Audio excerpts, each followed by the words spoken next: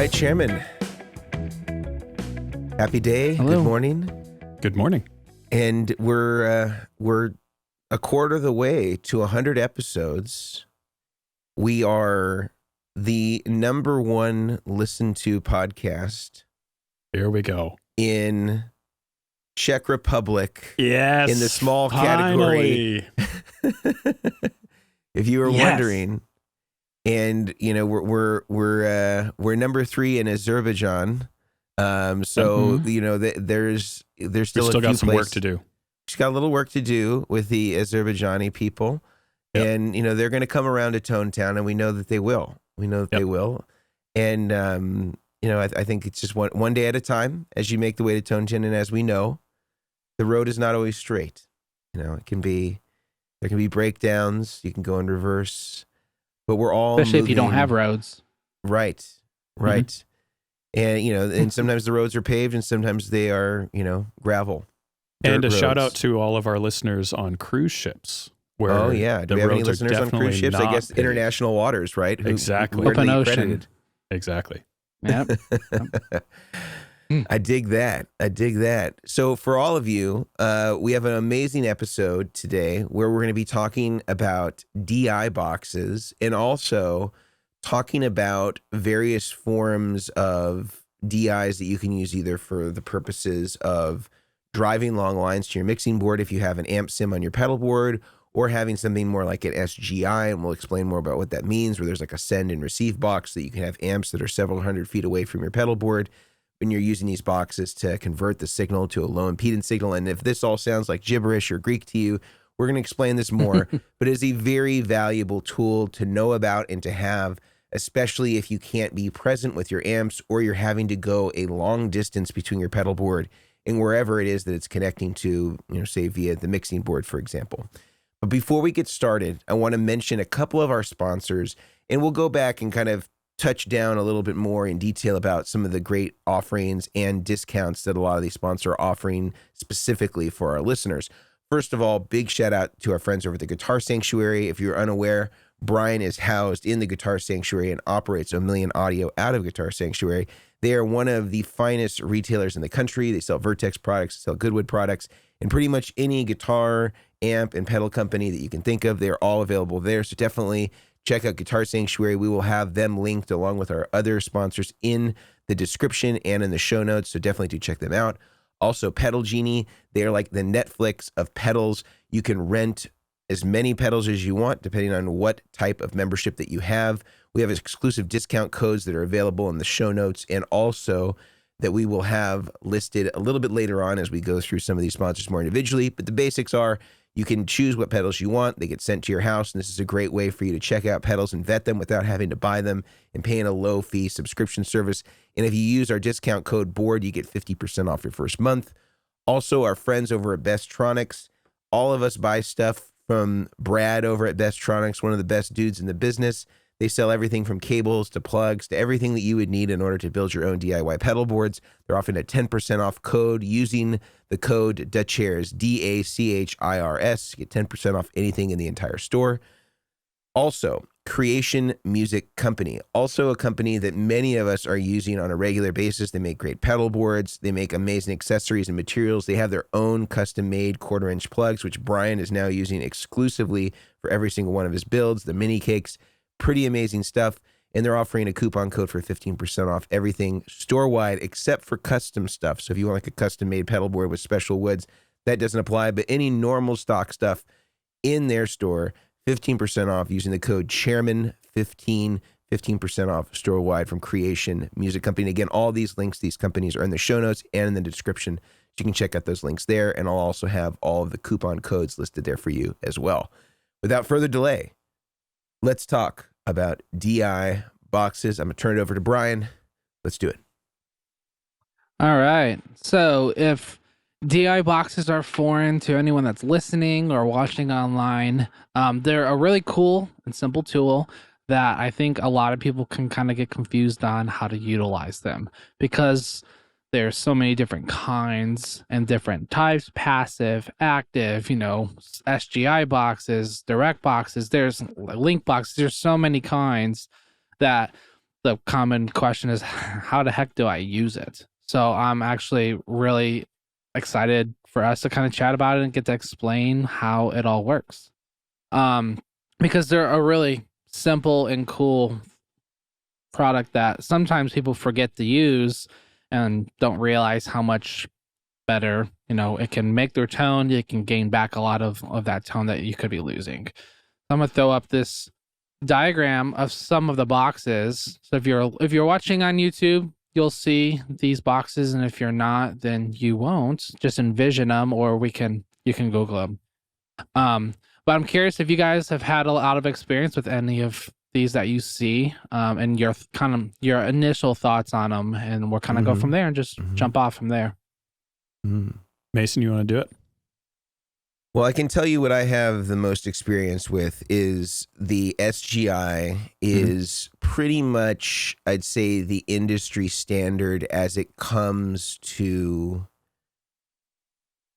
a send and receive box if you are using a tube amplifier. Now, I know that if you are somebody who's kind of come into the guitar world in the last, let's say, 5 years and matured into a professional or semi-professional or worship guitar player, you may be less familiar with these because the invention of fairly high quality amplifier emulations in pedal size formats have existed, and a lot of churches have very quickly absorbed those types of amplifier substitutes, stuff like the Strymon Iridium, the Walrus ACS1. If you're using stuff like that as your amplifier, the SGI is typically not a choice that you would pick, and we can go into what would be more appropriate for those. But if you're kind of in more of the old school, like playing with an amplifier but not on stage, so silent stage but still using a tube amplifier, the SGI is pretty much been the standard, whether you're talking about worship, whether you're talking about rock gigs, whatever it may be.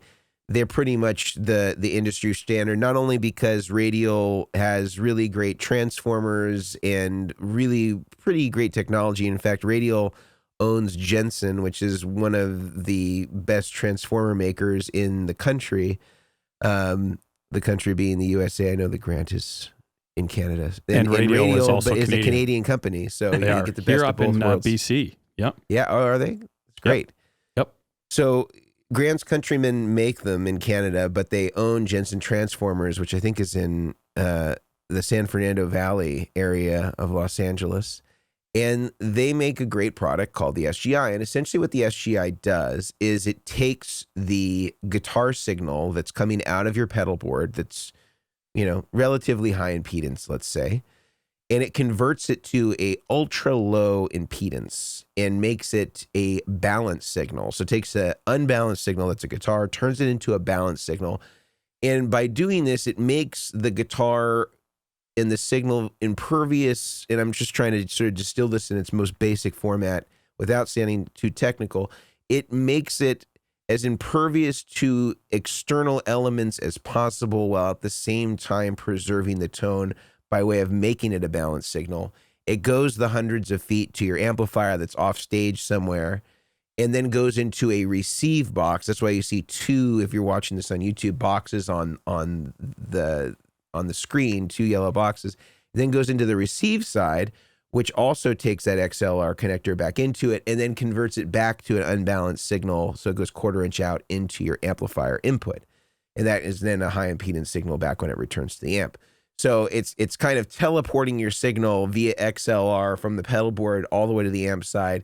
And it starts as a high impedance unbalanced signal as it leaves the board, gets converted to a low impedance signal via the SGI, goes XLR from the send to the receive side where your amp is, then converts it back to a high impedance signal and unbalanced via 1/4 inch. And this is a great tool. And I think they're very transparent. There's also a lot of other options, and we can talk more about them in some of the other options today. But that one is the one that I would say, to me, is always the one that I think of first when I think of using some sort of DI style box in order to get my signal from my pedal board a long way away to a guitar amp without any signal loss as a consequence. Love it. What about you, one Grant? question I get, Mason, if I could play devil's advocate here, I get this question quite a bit via email, is why wouldn't I just take the unbalanced output of my pedal board? Let's say the last pedal's of reverb and I'm running a mono rig. I want to use the SGI, but why wouldn't I just pop on an XLR plug onto my last cable, run it hundreds of feet, and then pop on another TS cable to plug into my amp on the other end? Like, it would save me all this money, save me all this time, because now I'm running balance because I'm using an XLR jack. Yeah, so guitar signals are not balanced. They're single-ended. So you just by way of moving it to an XLR connection doesn't all of a sudden turn it into a balanced plug. There is circuitry and transformers and all sorts of stuff inside of the SGI that's with the explicit purpose of converting the unbalanced signal to a balanced one so that it's able to actually make the long journey all the way through the bowels of your church or your rock and roll arena venue to then get to your amplifier. So just putting the proper connections on it is just putting lipstick on a pig. You're still going to be subject, if it works, you're still going to be subject to whatever, like again, let's just say you wired it all correctly and you've just changed your connection from 1/4 inch to XLR, and just use the two conductors that you have for your regular guitar cable. It's in essence going to be no different than if you ran, a couple 100 feet of cable, to and from your amplifier from your pedal board. So whatever the losses that's going to incur is a result of the amount of capacitance that's there and staying unbalanced is just going to be, it would be significant if it's a couple 100 feet. I mean, even the best buffers might be able to get 100 feet, maybe 150 feet. But, and that also depends on the quality of the cable that the buffer is having to drive in terms of the capacitance. The SGI has been pretty much a no-brainer. I mean, that's any major, guitar player that you are aware of has probably used these at one point or another. It's just pretty much the way that things are on stages where you can't have amplifiers. Yeah. And I would be the ornamental. Same. Good point. As I shove my 412 Marshall stack to the side here. Right. I would be very similar. I have the most experience with an SGI and love them. They are just a great tool, well built. The downside I will say to the SGI is they were probably made before really pedalboard friendly equivalents started coming out on the market. The main reason I bring that up is they have a 15 volt power supply. Yeah. Very rarely are you going to find an option of a 15 volt output on a power supply.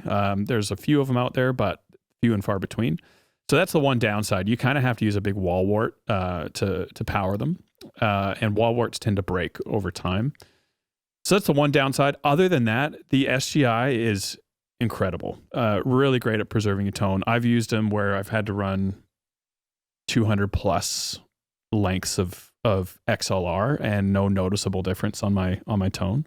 So that's great. I've used a lot of radial DIs, both passive and active, and those are both on the screen as well. So the radial, there's a Pro DI, which is passive, and that's the green one. And then their active ones, I think they're generally blue. Yeah, it's a blue one. So even with that, I'd say if when do I use passive, when do I use active? We'll probably get into this more as the episode runs. But if you're using a passive instrument, let's say you're playing bass guitar, and you want to, convert that so you can go to front of house and that's your whole rig, bass into a DI into front of house, you're going to want to use an active DI if your bass doesn't have active pickups. If your bass does have active pickups, and you could probably get away with going into a passive DI and everything's great. And I'm sure we can talk a bit more about all that stuff and why is passive better or preferred over active or the other way around. But other than that, I think I have experience with about half of the ones on the picture, the radial SGI, the radial DIs, the TA Link I have, and I have actually a TA Link in front of me. It was hard to find a picture of these guys because their website is no longer active. What does that mean? I don't know. But the TA Link is great. It's basically an SGI approach to solving the same problem. I would personally still pick the Radial SGI over the TA Link, just because I trust Radial implicitly. I just love them.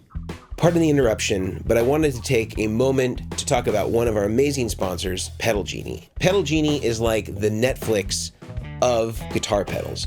Basically, you can sign up for their service and get whatever pedals that you want sent directly to your door so that you can experiment, try out whatever pedals that you might want, the newest, coolest, latest, and greatest pedals, and you have no obligation to buy them like you would from an ordinary dealership where you'd have to go in, you'd have to buy the pedal, try it out at your home, and then have to worry about getting it back before the return policy expired. There's none of that with Pedal Genie. You simply select the pedals that you want, they send the pedals to your home, you get to check them out with your own gear, and then you can send them back to them when you're ready to try out some new stuff. Really cool system, very simple, and for the first month, listeners get an exclusive Chairman of the Board's discount, which is 50% off your first month using the discount code BOARDS, BOARDS, gives you 50% off your first month with Pedal Genie. Absolutely amazing service, highly recommended by all of us here at the Chairman of the Boards. I do think that you know, whether you like the Radial, and I agree, I think Radial is the standard for sure. Like if you're, you know, if you're talking about any sort of way to convert, you know, your unbalanced signal to balanced, you know, and then drive a long line, that's the first name, you know, in you know, those style of boxes. But I think the one thing that the TA Link improves upon that I appreciate is that they've consolidated it for the purposes of stereo. And I think, like you said, the invention of the SGI predates kind of the way that a lot of people were doing their were building their pedalboard rigs, and so it doesn't address all the things that normally that you would want for that purpose. Yeah. You know, in terms of running a stereo rig and having two, you know, IOs for the pedal board to be able to run multiple amplifiers. You have to buy two separate SGI boxes.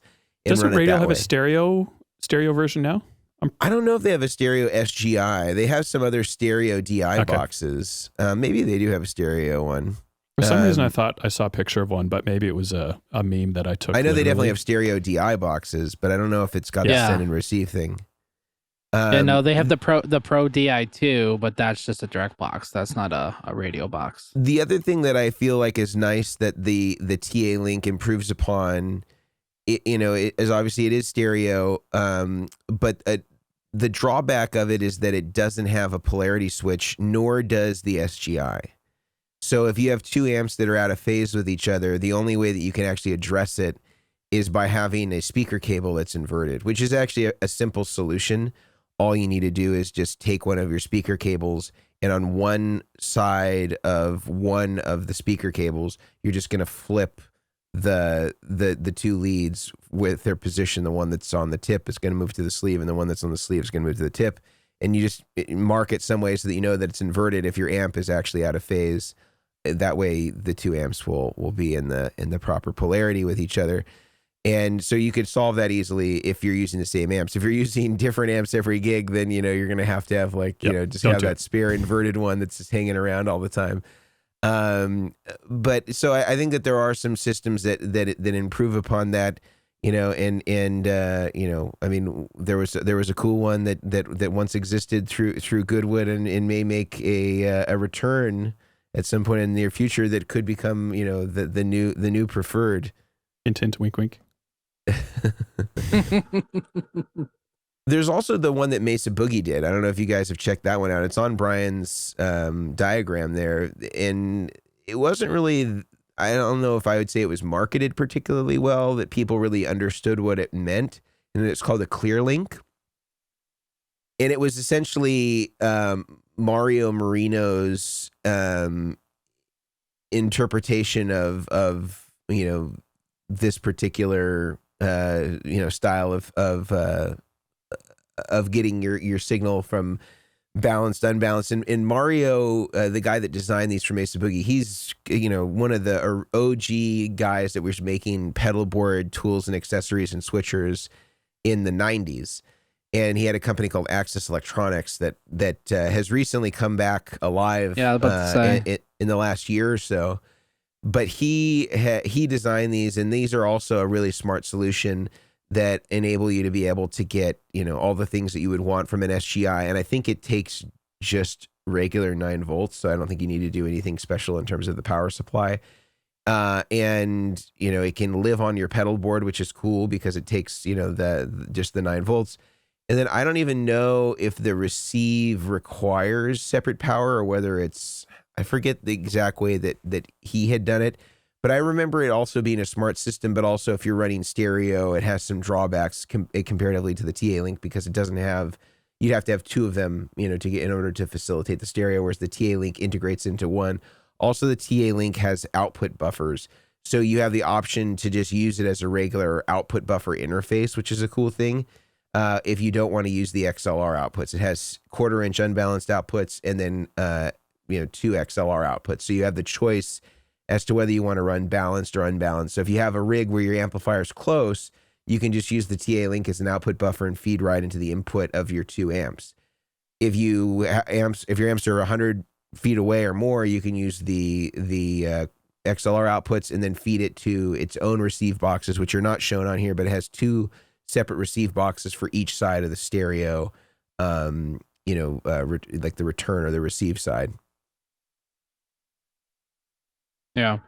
I will say I don't have, it's funny, I'm opposite. I have less experience with the SGI style boxes and more experience with the DI, like Pro DI2, the Canvas, and those. I will say there is an SGI hack.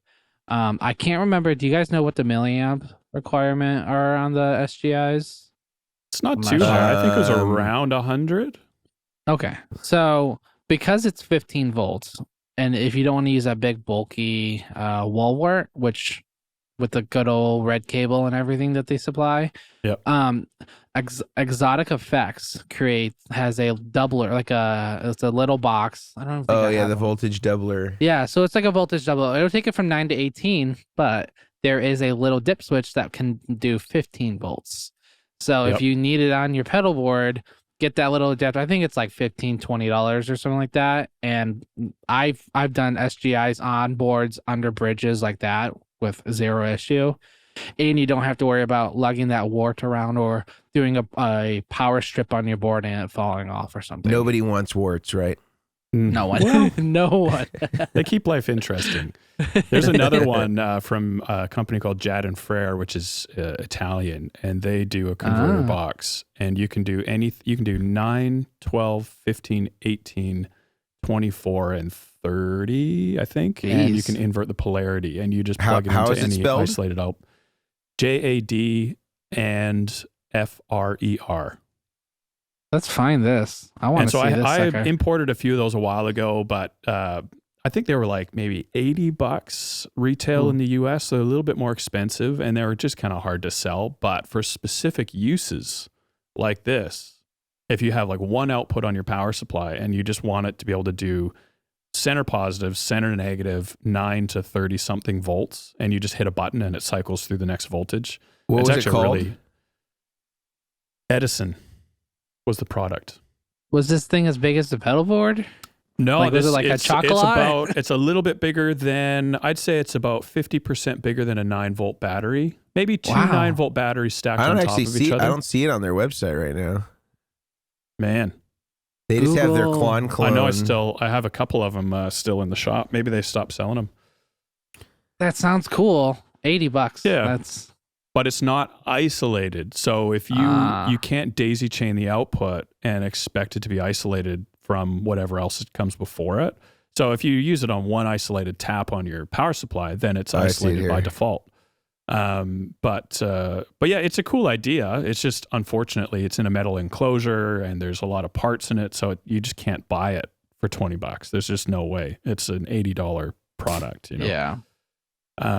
But there are solutions. All that to say, there are solutions. Yeah. Yeah. No, the good thing is a lot of like correct me if I'm wrong. I always pronounce this wrong. Is it here we go. Daiso Plus? Oh, I always say Daiso, or is it? Okay. Mason always has the good pronunciations. Mason, you got an alternate pronunciation for us for DISO? No. DISO? I don't know. I've never used it, and I've never spoken to the company, so I'm not sure what they call it. DISO. I had just assumed it was a DI, like a DI type box stereo output. Yeah. DISO. I just always called it DISO Plus. Yeah. Oh, it's not a T. DISO. DISO. There we go. I knew you'd come up with the alternate. That's great. It's like a Banyas. Yep. No, I had one guy reach out and he's like, "You got those Distro Plus boxes?" I'm like, "I don't know what a distro box is." And I was like a distributor, like a gig rig. I'm like trying to figure out what this distributor thing he's saying. He goes, "No, it's like the box by Pinstripe." I was like, "Oh, the DISO." So I started calling it DISO. Let's go with DISO, and we can be corrected after the fact. That's fine. Yeah. I'll just ask Charlie. So yeah, no, I have more experience with the Pro DI and the Pro DI2, which is the stereo, hence why it's labeled which is passive. Pro DI2, which is passive. That was there's no phantom option or anything like that on this. No, just if I can see there's a pad and a ground. Okay. I can't read. I can't. Are we talking about the Pro diagram. DI or the DISO? We're talking about the DISO. Okay, so on the DISO, I know there's a sum and a ground. There's phantom protection on the DISO. So if phantom gets sent to it, it won't harm your pedals that come before the DISO, but it can't be. Okay, yeah. So it's totally powered. passive. Yeah, and definitely the Pro DI is passive. Yeah, and I think on his newer versions, I just had a guy in. There's like a polarity switch. I think he's adding. I'm not sure if it's on this blackout one. On the Pro DI and the Pro DI2, I think there's only a pad and a ground switch. Yeah. I've had more experience with the Pro DIs until the Canvas came out. Now I have a lot of people on the Canvas. It's really affordable. It's really light. The options are really nice. It's passive. I will say I was really surprised, and maybe you guys can give me a little more insight because of this. Because there's a if you can read it, I think it says it's the far left switch. It's like a line isolator switch. Yep. Or like a direct. So I had one guy reach out to me. He's like, "Man, if the switch is out, it's really quiet, and it's not until I push the switch in to the line side that I get a lot of volume back. Why is that?" I was like, "Hey, let me reach out to Walrus," and I think I copy and pasted what their response was. But I'm curious of your guys' thoughts because they gave like a generic reason. I'm curious: is with the line isolated? Is it just restoring because it was like, yeah, I'm losing like 10 dB by not having probably the more switch like engaged. 20. Yeah, like he was like, it's a lot of dB, and the guy's having to really gain up. And I accidentally did it one weekend where our sound guy was like, "Yeah, I had to gain you up like 15, 20 dB. And I was like, whoa, why did you do that? And he's like, "Well, I had no sound out of you." I'm like, "Well, I didn't change anything." And I realized I had to switch out. So is there just that much of a difference? Is it as an isolator though, or is it just switching between like a line and a mic level? It's switching. I think how Walrus market it, again, anyone listening, correct me if I'm wrong, but from memory, they market it as you can use it as a DI or you can use it as a line isolator. And a DI will typically run at minus 20 dB. Yep. So if you're using it as a DI, that makes total sense that you have no volume because you basically just hit a huge pad of minus 20 dB. But if you use it as a line isolator, what comes in goes out the other side to oversimplify. Yep. And so that's where, let's say you want to use Canvas for a keyboard, you might leave that switch out at minus 20 dB because keyboards have such a hot signal. Yeah. But if you're using it on a pedal board, which is lower signal, then the line isolator makes perfect sense. And that's it's enabling a pad basically for not knowing what the input signal is going to be from whatever the respective instrument. Yeah. Okay. That's what I assume how they do it because they do market it as both. So that's what I assume is going on. I just Googled it. Good old Google. And it says pad enables a negative 15 dB input only on the DI mode, which is out. to reduce hot signals in order to minimize distortion, which makes perfect sense. But then it says choose between direct injection, DI, or line isolator modes. So the two. So yeah, so if you're listening and you're running Pro DI2 or even the Canvas, if you're doing that pad, you're going to get that negative drop. I think on the Pro DIs, it's like 15 or 20. But on the Canvas, it's... And it's on both channels if you have the stereo one, I presume? Yes. Yep. Yeah, it's on both if you have the stereo one. But one thing with the Canvas is like they have a sum switch. It's not on the photo that I had, but on the backside where the 1/4 inch outs, the sum switch that they have only does summing for the 1/4 inch outs. It does not do summing on the XLR outs. I did learn that one after someone asked about it, and I was like, I'm not really sure, and I tried it and it didn't sum. So you'll see a lot of these boxes paired with like interfaces, but you don't want to sum it. Just go out of the left out. Go to left out. Sorry for the interruption, folks, but I wanted to take a moment to talk to you about one of our amazing sponsors, Creation Music Company. Not only do they make amazing, beautiful pedal boards, but they also have started making their own 1/4 inch plugs and used exclusively by Brian Omilion of Omilion Audio. They have their mini cakes, which are low-profile pancake plugs, as well as short, straight plugs that really compete with any of the greatest and lowest profile short plugs out there. Great for pedal board switchers, and again, that's why guys like Brian Omilion use these plugs exclusively, and listeners get a special discount code. Using the code Chairmen15 is going to give you 15% off anything in the Creation website. You can get that discount, get whatever you need for your next pedal board, a pedal board surface, your plugs, whatever you're going to need to build the pedal board of your dreams. Creation is going to be able to help you do that. Head over to their website. That's going to be listed in the show notes, as well as the description if you're watching on YouTube. Creation Music Company, absolutely amazing stuff. Highly recommended by the chairman of the boards. Yeah, so there's, so I have more experience with those. I think there's a common people kind of get confused of the SGIs, because I had one guy, as we talked before this, I think he was running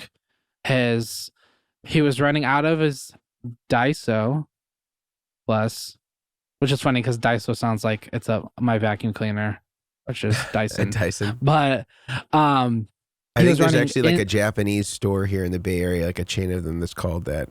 I think it's spelled DAISO, but yeah. Yeah, ISO. Hey. But out of his switcher, he was running into his amp, say let's call it ACS1. He's running the ACS1 into the Daiso, and then out of the Daiso, he was going XLR to the house. And if you're listening, that already sounds a little confusing because he still had to hit his wet effects. The wet effects weren't in his switcher. He wanted them after the switcher. Say it's a small little switcher. So then he was going 1/4 inch outs of the Daiso into his wet effects, but then his wet effects weren't going anywhere. So his question of the output to nowhere.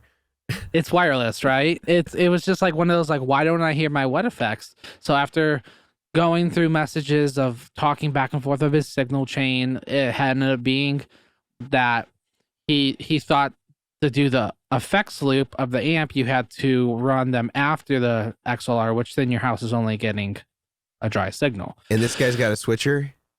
Had a switcher, yeah. I think it was like a DPC 5 or something. So it was like 5 loops. It was all of his dry effects, and then he.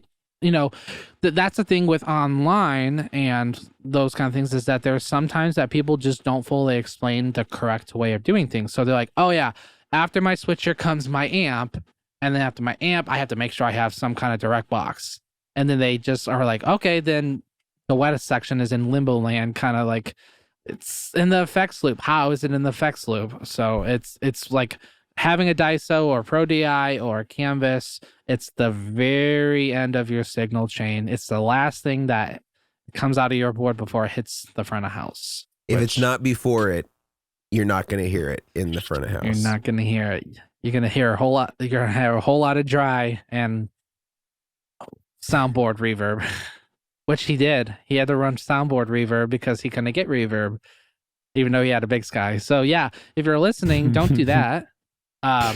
It's a common thing to kind of be confused by, because I think for the longest time before we were all talking about it, I was confused with like running my Iridium at the time, like before my wet effects. Like when we all talked about it, I think it was in one of our first podcasts. It clicked in my mind. I was like, oh yeah, that's true, because you get more people that run the Iridiums at the end because they use the headphone out when they're at home. So like there's different ways of running things, but I think that was just kind of like a confusing one. So yeah. Curious of your thoughts, guys, on active direct boxes. Like when to use them, when not to use them on pedal boards, and don't use them. Like, because actually from experience last week, our bass player was like, I brought up an active DI, but you guys have a passive here. Which one do I use? And I was like, oh shoot. And he's like, well, I'm going to use the active, and kind of just use what he always uses.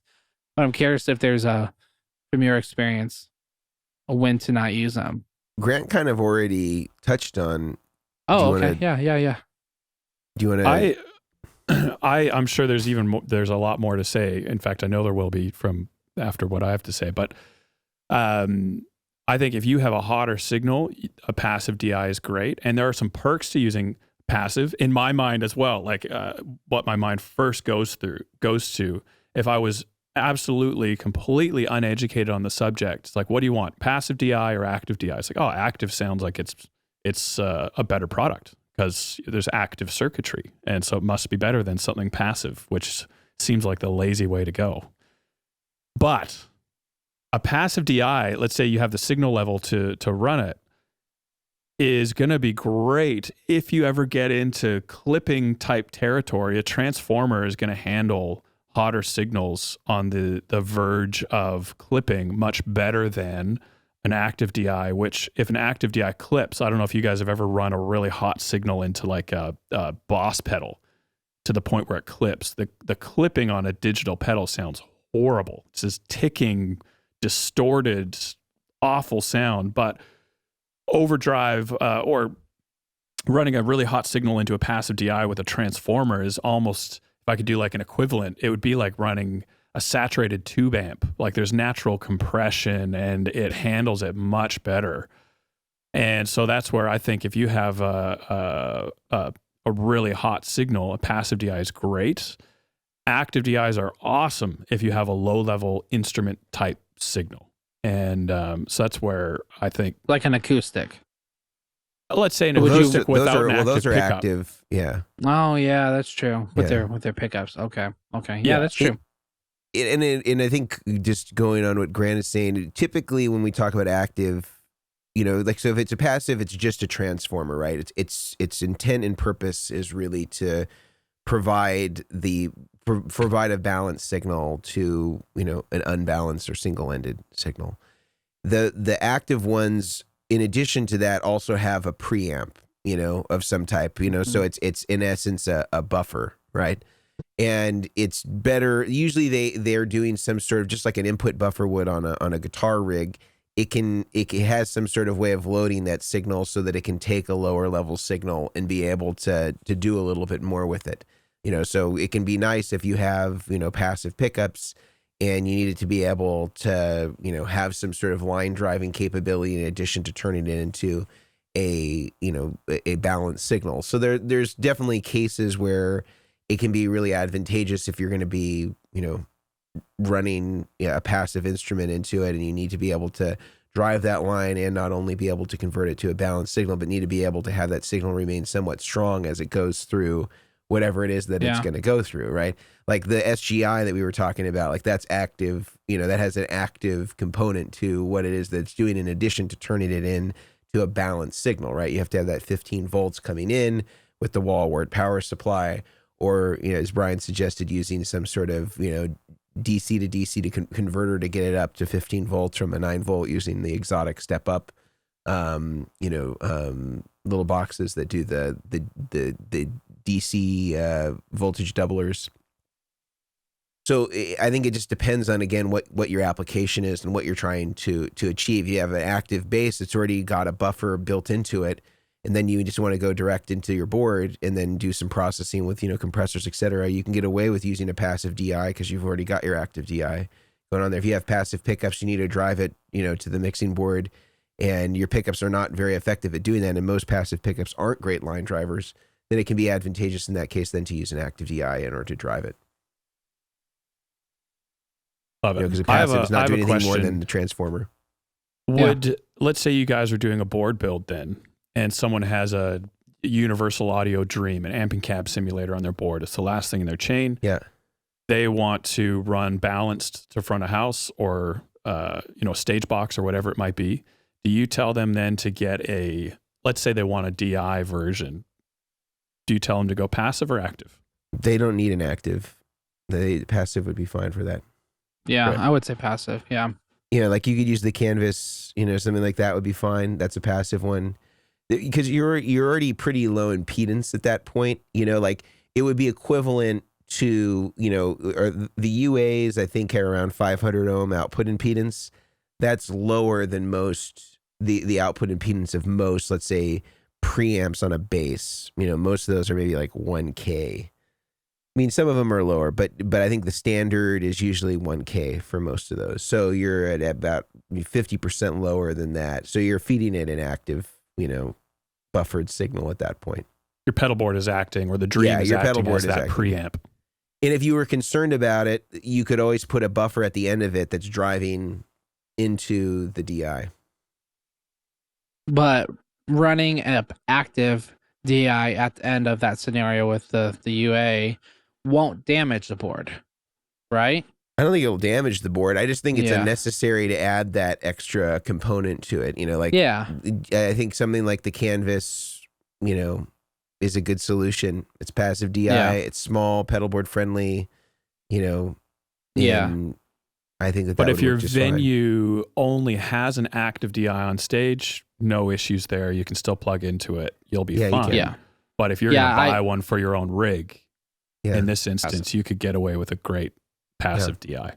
Yeah. Because passives are more affordable than an active. Actives will be more money. I actually had this question the guy asked me yesterday when we were talking.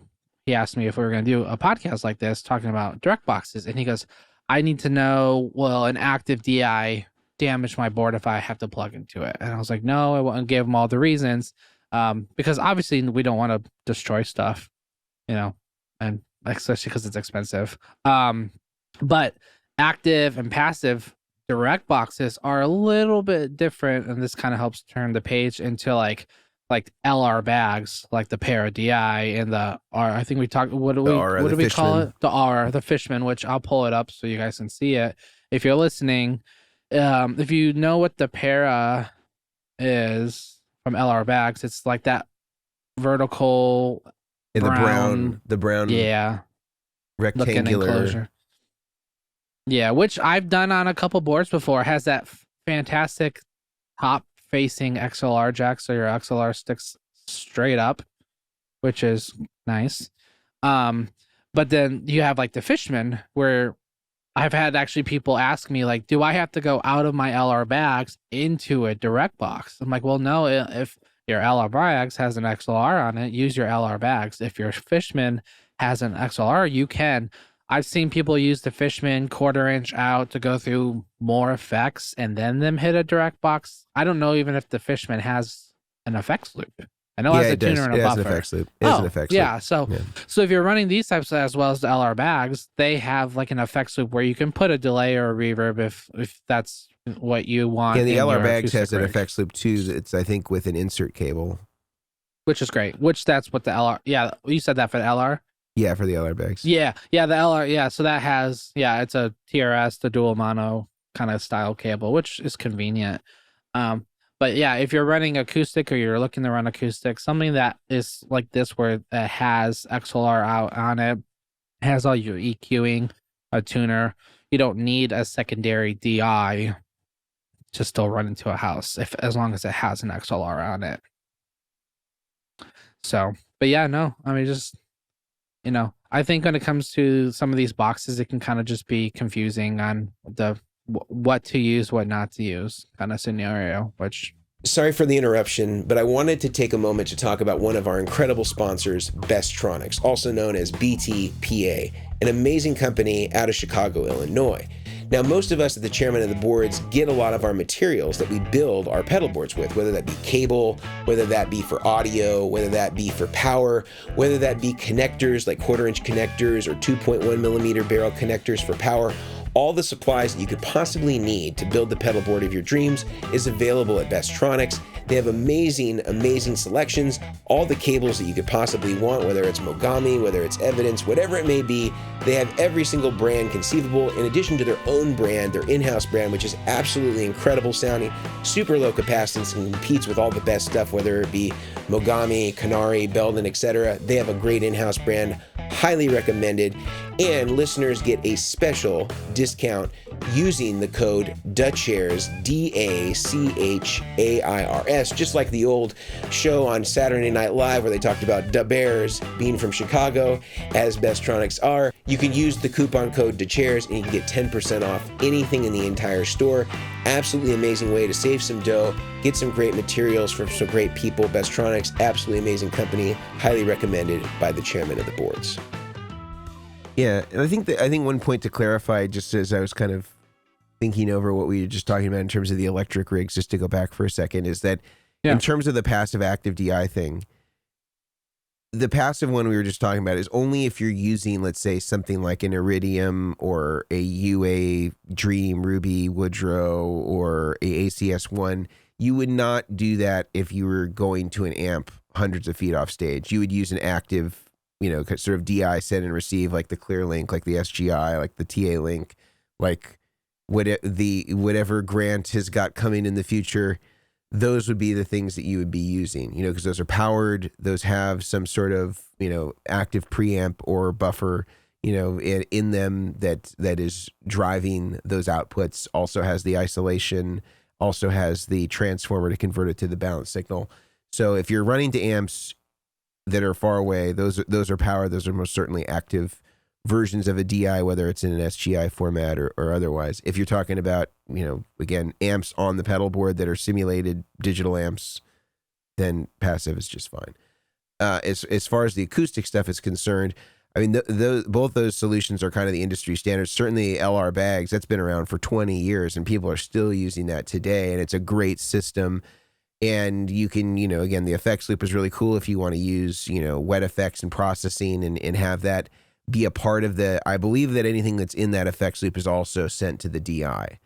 But I think it's after, I think it's after the EQ processing of the acoustics. So I think as far as the signal path, I could be wrong on this. I think it comes in, goes to the EQing and all of the circuitry inside of it, then goes to the effects loop, and then goes to the DI out.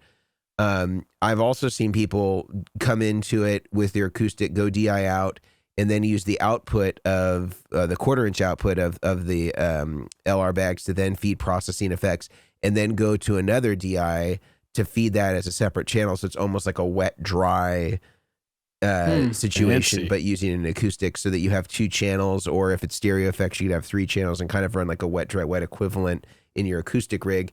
And not so much that acoustic guys are thinking wet dry wet, but a lot of them are thinking like in the studio that they would run reverbs and delays and chorus and stuff like that in parallel from the mixing board, via mix bus.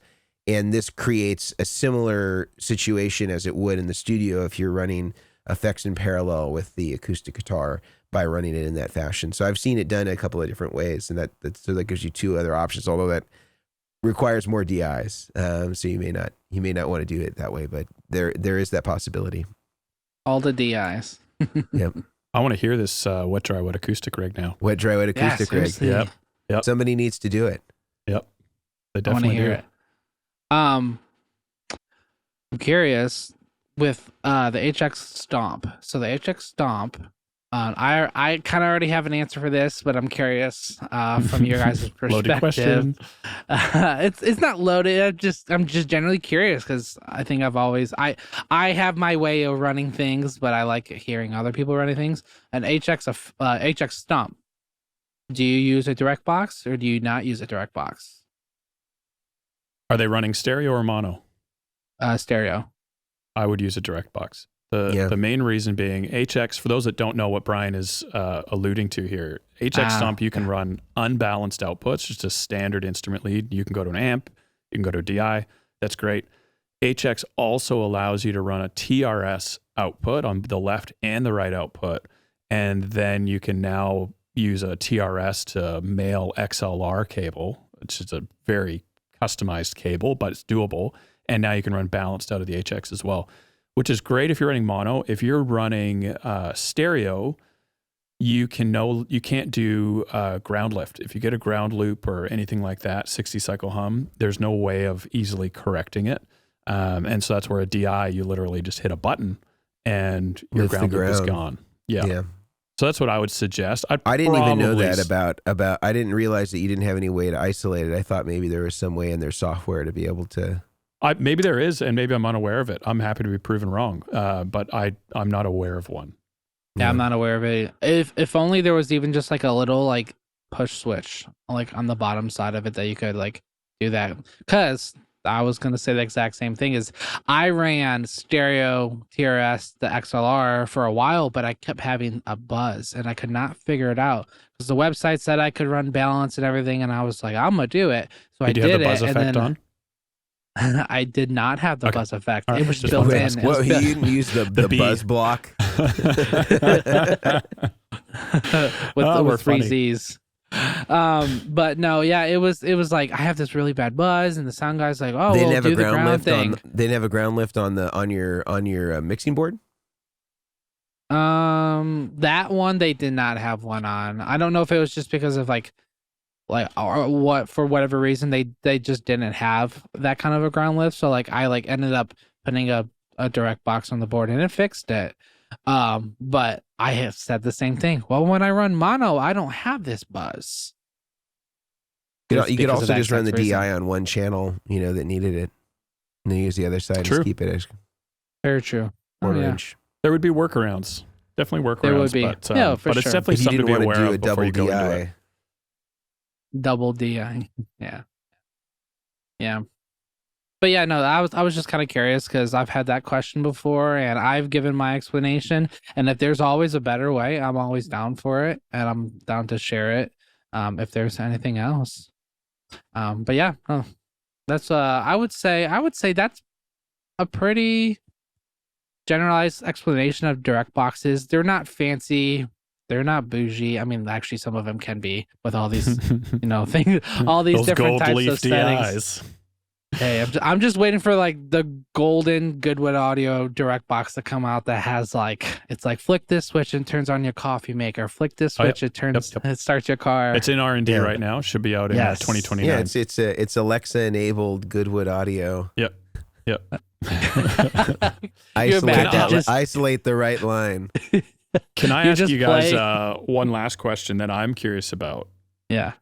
The difference between, if there even is one, a line isolator and a line driver versus an active DI.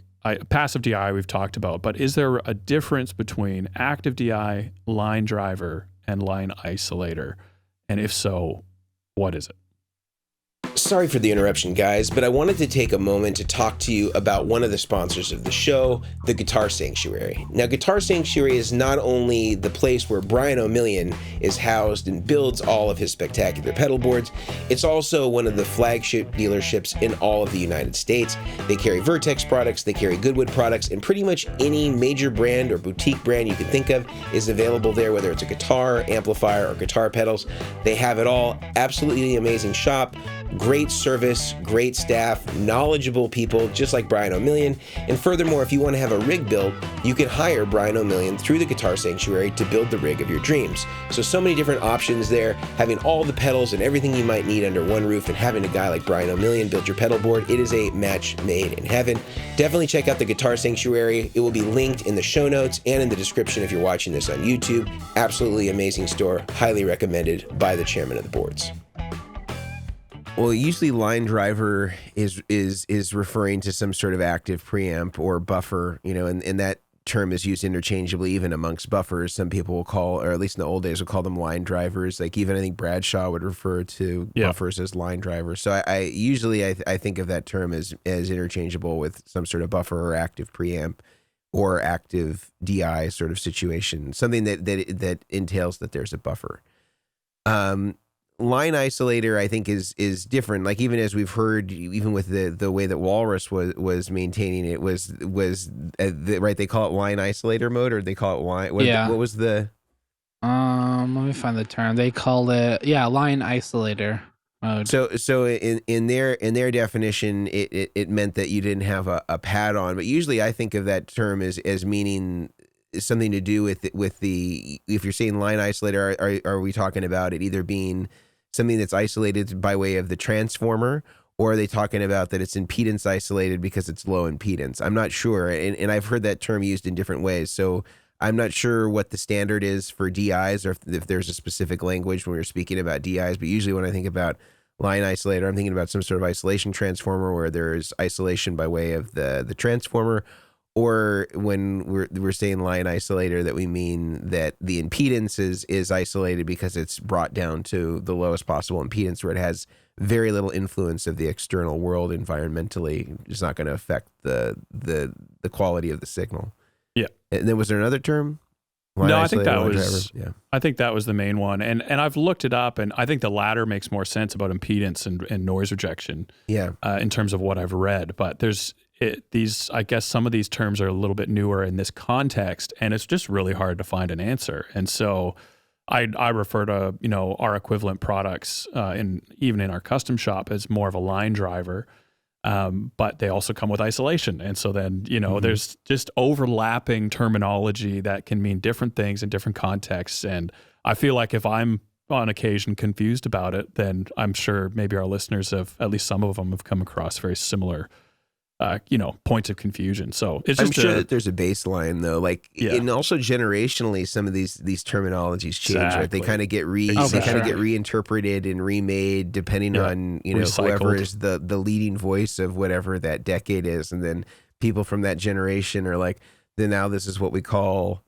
this is even happening with wet, dry, wet, Now wet, dry, wet apparently is just putting a splitter anywhere you want and separating the signal in 3 different ways. Yeah. But if you talk to somebody 20 years ago, they'd have a very different interpretation of what they mean. Yeah. Yeah. Absolutely. Like in 20 years, no one's gonna call field cables cauliflower cables. Well, I don't know, man. That one might stick around. That one might make it on the best of list. I get it all the time. Well, it'd be great if one of your kids has a teacher named Mrs. Caulfield. Mrs. Cauliflower. Cauliflower doing. I'm gonna get a shirt made that's like a photo of a cauliflower, and it's gonna say Caulfield on it. I'm just gonna just wear it cables. And just wait. For dinner, we're having Caulfield. Oh, big old Maybe that's another episode. Maybe that terminology would be a fun other episode. Yeah. I think it needs to happen.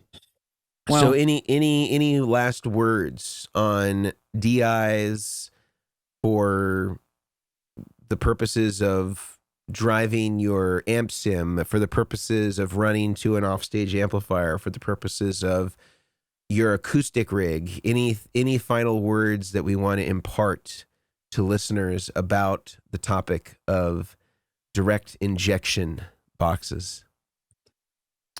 I would just say, make sure it's the same as always. Do your research. Make sure you're utilizing the correct box that you need, and don't get desperate to where like you run out and go to a Guitar Center because you want to get the thing that day, but they only have SGI boxes, but you need a Pro DI too. Like do the research. If you have to order it or rent it or whatever you have to do to make sure that is going to be what you need to do. Spend the time, get the right product, because they are pretty hefty, expensive products. Not expensive, but they for direct boxes, and cheaper is not always best. If you see a $50 direct box, it's not going to have as many bells and whistles of ground lift or pad or summing or any isolation that you need, where like the canvas or the Pro DI and stuff will do, or the Daiso Plus. So just do your research. Put it at the end of your signal chain, not at the middle of your signal chain. There you go. That's a big one. Unless you only want dry effects. Unless you only want dry effects and not to use your delays. But that's what I would say. And I think as well, on your point about cost, especially on something, let's say like a Pro DI, which is a passive DI, you are paying for the quality of the transformer. Yeah. And I remember years ago, I used to use Jensen's as like an upgrade path in custom shop. And my cost on a Jensen transformer, this would have been 6-7 years ago, my cost was like $100 just for the transformer. Mm-hmm. And then I need to install it. I need to test it. There's the enclosure, which is also expensive. And so, you're adding a transformer, and let's say I don't know what a Pro DI sells for, but it's the transformer is not cheap. And so I think if you find a $50 DI, you got to really ask yourself, like, is it worth it? Can I try it out before I buy it to make sure I'm not going to be hearing huge tone loss because of the quality of the transformer inside, and so on and so forth. So if you need to buy your own DIs, like Brian was saying, I do some research and find out what the best bang for your buck is. But Radial is a great choice, industry standard, but you do pay for that. You pay for that name and the quality that comes with it. So yeah, I think DIs are a great topic. They are not needed for everybody. Not every single person needs it. A lot of venues already supply a great DI. But there are multiple approaches, multiple options like we talked about today. So find out what's best for you. If you don't know, ask us and we'll do our best to help you out.